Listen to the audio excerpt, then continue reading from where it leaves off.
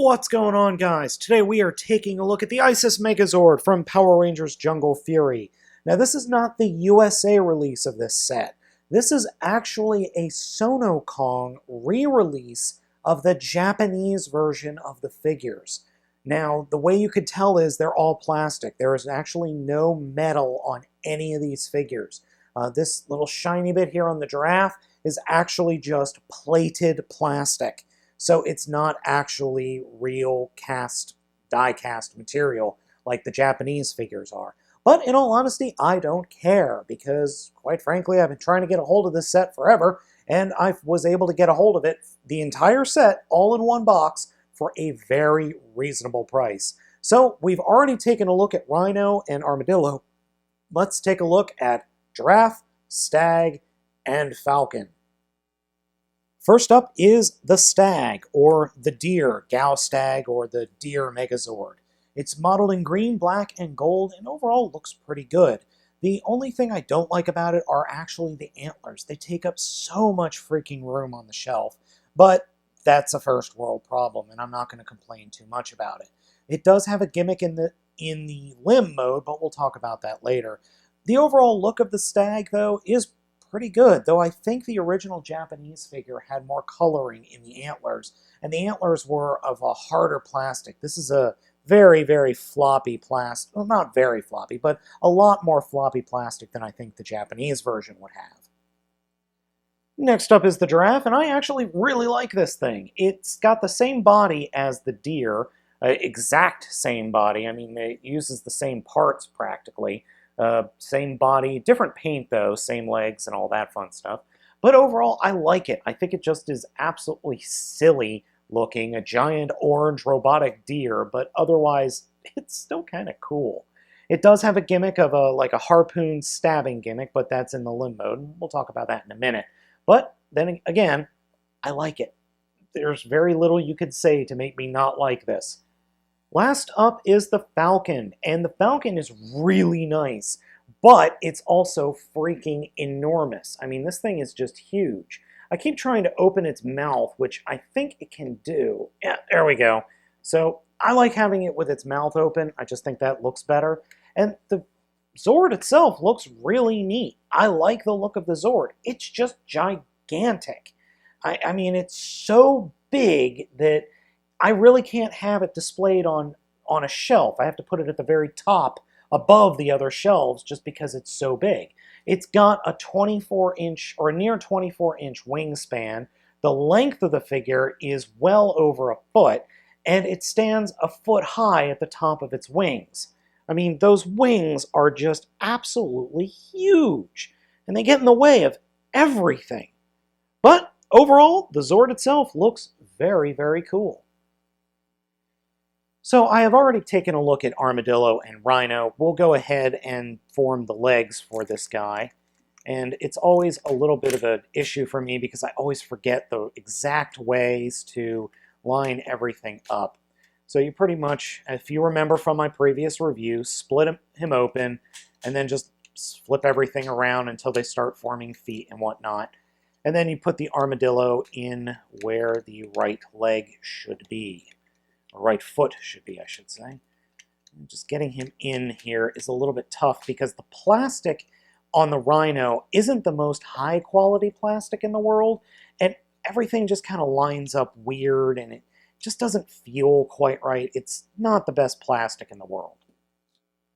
Next up is the Deer, and we'll put the front legs forward and fold up his hooves, and then take the rear legs and point them straight back and fold up the lower legs like that. And then take the head and the entire chest and fold it forward. And that's it. That's the transformation. That's all there is.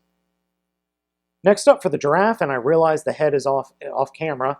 Same thing. Point the rear legs back, take the tail and push the tail up into the body.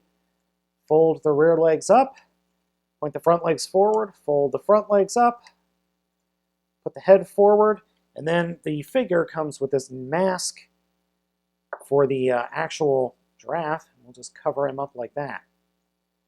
If it looks floppy, that's because it is, and that has to do with the gimmick, which is activated by this button underneath the bottom of his neck.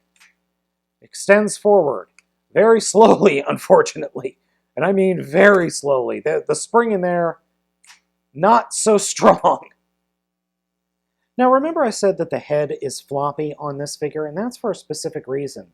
If we extend the neck, you're supposed to point the head straight down, turn it to the side, and then pull it forward. And that's supposed to kind of lock it into this position so it doesn't then flop around in robot mode. So unfortunately, though, every time you extend the head for the attack, it unlocks, if that makes any sense. It's just really strange. It doesn't seem to work all that well all the time. And last, but by no means least, is the Falcon Zord.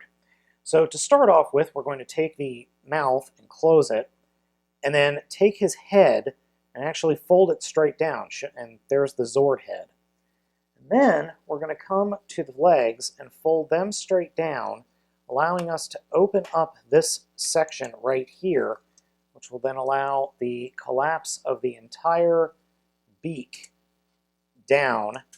So we'll close the lid up, and actually that will get held in place by the mouth or the open head, closed head of the Megazord, like that.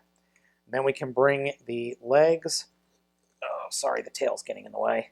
Then we can collapse the legs up onto the chest, or underneath the chest. It's just not wanting to cooperate, but you're supposed to be able to collapse this up just over the beak of the Zord here to form the chest of the Megazord, like that.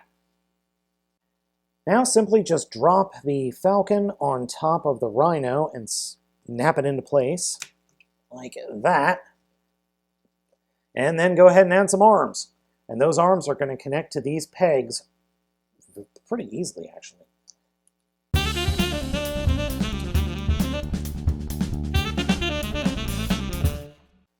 And ladies and gentlemen, here we have the Isis Megazord, otherwise known as Jungle Icarus.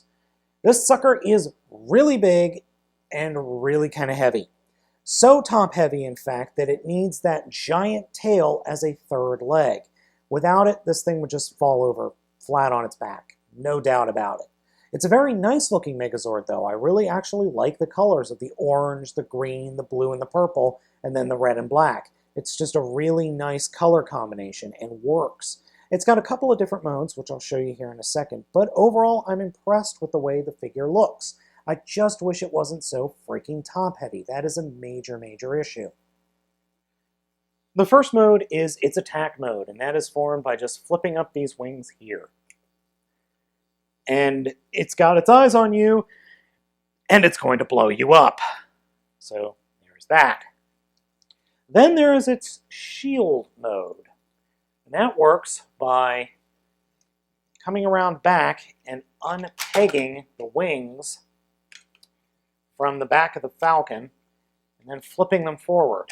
And they do pop off. And they flip forward to form this really neat shield. Very, very cool. I like it a lot.